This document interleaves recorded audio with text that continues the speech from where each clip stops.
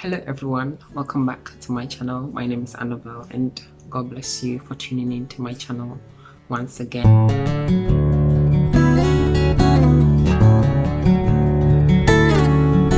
Alright, so in today's video, I'm going to be sharing with you all some of the obsessions that I had when I was a teenager. So right from the age of around 15 up until like 19, early 20s. These obsessions were just, I was obsessed with some of these things, so stay tuned. All right, so the first obsession that I had during my teenage years was with rap music. Like, when I tell you that I was obsessed with rap music. Like, I used to listen to rap music all the time, like every day. Like, I would wake up in the morning and it would be the first thing I turn on in my room before I go and do anything else. Like, I was obsessed with listening to rap music, and when new rap songs would come out, like I would be on YouTube, like listening to it, analyzing the lyrics, trying to make out what the rapper was trying to mean here. Like, it was an obsession. Like, right from the age of like 15 up until uni, up until like my getting into second year, it was an obsession. Like, I would listen to rap music every single time. Like, when I was in my room, I was listening to it. When I was on the go, it was in my ear. I was listening to it all the time. And I don't know if I should say I was selective in the type of rap music that I listened to. I felt like I listened to any rap music that I jammed with, but I had a favorite rapper at the time, so I would constantly listen to their music. But in general, I was listening to any rap music that I jammed with. And at the time, I felt like most of the rap songs that I was listening to, like, it kind of gave me some sort of meaning. Like, some of the things that they were saying in the songs resonated with me, or they were relatable. So I would be like, oh, this person is really saying things that I'm going through. And at the time, for example, like being 16, I wasn't going through anything.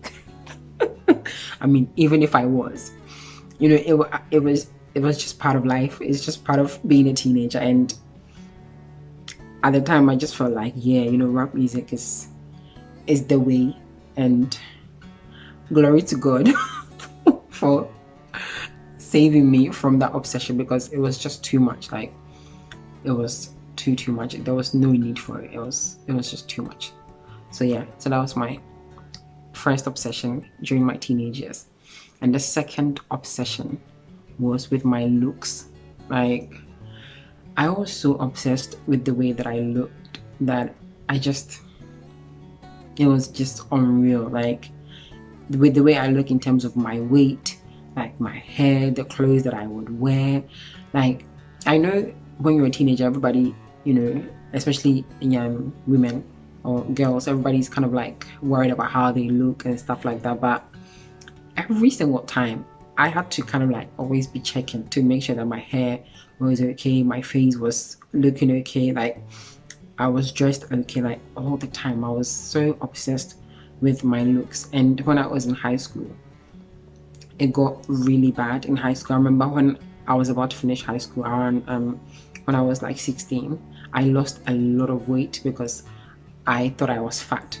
So I lost so much weight at that time, and my mom was just like, what's going on? They're not crazy. Like, I lost so much weight because I would look at myself in the mirror and I would just be so disgusted. I would just be like, why are you so fat? And at the time in my high school, I was the only black girl in my high school, and at the time I didn't understand why all these other people that I was around were so skinny and I just was big. And at the time I didn't get it, that my body shape is different, and that's just how it is. Like, I would literally complain all the time, like, why am I so big built? Like, what is this? And at the time, genetics. I just didn't get it at the time. And so it became an obsession for me. Like all the time I wanted to make sure that I was at a certain weight, that I was wearing a certain dress size all the time. Like literally, if I would go to town, I would go to like the shop to buy clothes, and when I would try something on, especially the size that I was at the time, when I would try something on and it would feel a little bit tight, I'll be like, no, I've put on weight. I need to lose weight to make sure that I am still that size. And it was a really bad obsession, and it got to a point where my parents got really worried that they had to like take me to the hospital to make sure that everything was okay. So at one point my mom had to take me to the hospital because she was worried that I was like making myself sick. But I was really obsessed with how much I weighed, and now thinking about it, it was just so unhealthy. It was so unhealthy. And I mean, now when I reflect on it, I know that I was just very uncomfortable with the way I looked, especially because the people that were around me in school, especially, and even the area that I lived in, everyone there was white and nobody looked like me, especially my body stature. Nobody looked like me, and it worried me a lot. I think it just, like now thinking back to it, I don't know exactly why I was so worried about it, but it just worried me that I didn't look like all the other young girls in my school, and all the time I wanted to do something about it. And the funny thing is, I would try to lose however much weight I wanted to lose, but my body my body structure never changed, because that's just how naturally God has made me. And at the time I didn't know that, and I give glory to God that now I know that. And I want to use this opportunity to just encourage anyone who may be going through some sort of identity crisis, like whether it's physically or mentally. Like, please don't worry. Please know that you're beautiful and you are fearfully and wonderfully made by God. You know, of course, take care of yourself and do what you can do, but please don't worry so much to the point where you have to even make yourself sick, or you have to do things that are not good for your health in order to feel good about yourself. Like, you're good, and as you grow, the glow up will come. I didn't know this at the time, that the older I got, the more beautiful God would make me inside and out. I felt like the way that I looked when I was 16, that was it, and I had to do my best to maintain that. But sis, whoever you are out there, if you're struggling in any way, remember that you're gonna grow, you're going to get even more beautiful. And don't worry too much right now. If you're a teenager, don't worry too much about how you look right now. Your glow up is coming for sure. So yeah, so that was my second obsession with the way that I look. My third obsession, and I'm sure that probably had an impact on my obsession with the way that I look, was with relationships. Oh my God, I don't know who told me as a teenager that I needed to get into relationships, but I was so obsessed with the relationships. And I'm sure that is because in my school, everyone my age was getting boyfriends, and to me, I was like, why am I not getting a boyfriend? All the other girls around me are getting boyfriends, and like, why why is no one approaching me? Why is no one coming up to me? And it used to really like affect the way that I think about myself. And most of the time I'd be like, oh, is that nobody's attracted to me then? Nobody's attracted to me. I'm going to end up alone. I'm going to end up living by myself for the rest of my life. And these thoughts used to go through my mind, and I used to worry about it all the time at night time. And so I became so obsessed with relationships. And at the time, I was 16. I had just turned 16, and I was just obsessed. Like, when someone would tell me in school that they were in a relationship, I would just be like, wow. Like, and then as they're talking in my head, I'm just like, why is it that I am in a relationship? And at the time when I was in high school, the term was, oh, he asked me out. And I would just be like, why is nobody asking me out? Tell me. Tell me the truth. Then come here, tell me. Yeah. Why is no one asking me out? Am I not pretty enough? Am I not? I don't know what it was, but I became really obsessed with it.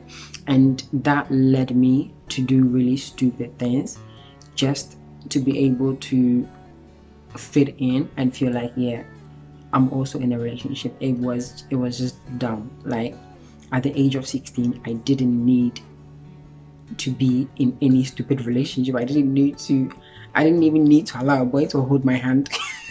Like, it was not that deep, but I was obsessed, and I feel like it was because everyone around me was doing the same thing. And at home, like, my mom would tell me things like, it's no needed, like, it's silly, don't worry, you're too young, and all these things. But I'll just be like, you don't know. You're not 16, you don't understand. Oh, when you're young, you can be so dumb sometimes. It was just silly on my behalf.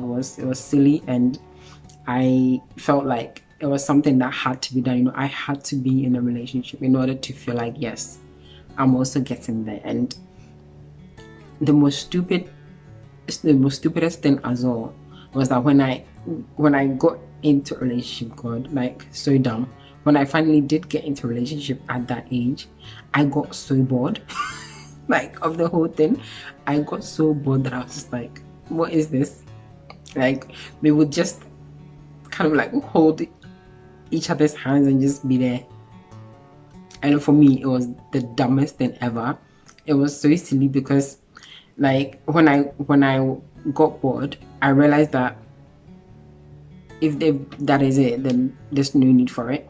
And then that's when, like, I felt like I got pressured into wanting to do things in order to feel like, yeah, when I'm having conversations with my friends about relationships, I would also be able to say that, yeah, we went here, or we did this, or we did that. And there was just no need for it. That's all I would say. There was no need for it. And I just want to encourage all the teenagers out there, not even just teenagers, like the young women in general. Like, women, we are so precious, and we don't need to be forced into some of these. We don't need to let society pressure us into certain things. We don't need to let our group of friends pressure us into doing things that we know we're not meant to do, especially young Christian women. Know your worth. It says, know who has created you. Know that God has plans for your life. Know that God has made you for a purpose. And the different stages of your life, they are going to come, and God will be with you in those stages, and He will help you and He will direct you. Don't rush into anything. Don't force yourself to do things that you know you're not meant to. As young people, God has told us in the Bible that we should not let anyone despise us because of our youth, but rather that is the time that we're meant to set examples for others to follow. In our youth, that is the time that we're meant to set examples for the world to follow. We shouldn't just be going along with what everyone else is doing in order to fit in. We are created to be set apart as young Christian women. We are a chosen generation, and therefore we're not meant to fit in. So I really hope that you're encouraged in this video to be set apart and to live for Christ. Live for Christ. Don't live for your friends. Don't live for the society that you're in. Don't live for anything. Live for God, and that is the best way to live. Right now, these are the things that I would say to my 16-year-old self or my 18-year-old self right now. If anybody asked me what I would say to my younger self, I would just be like, sis, chill and relax. Your time is coming. That time when you grow up and be an adult, and all the things that adults do, you get to do it even in a better way, because God will be directing you. So don't worry, just relax and don't rush into anything. So that is my message for you today, sis. If you're young, if you're not young, however old you are, God has plans for His daughters. He loves us so much, and we are so precious to Him that He has special plans for us. So don't worry about what is going on around you. Don't worry about what someone else is doing. Don't worry about feeling like you're late in getting to do the things that you feel like people your age are doing. God has a plan for you, and when you go to him, when you seek him wholeheartedly and you ask him what is it that he wants you to do, he will show you, he will tell you, and he will even help you to do it. That's how great our God is. So I hope this video encourages you, and I hope that you're blessed. You can share with me some of the things that you were obsessed with when you were a teenager, or even some of the things that you're obsessed with now in the comments below. God bless you all, and I will see you in the next video.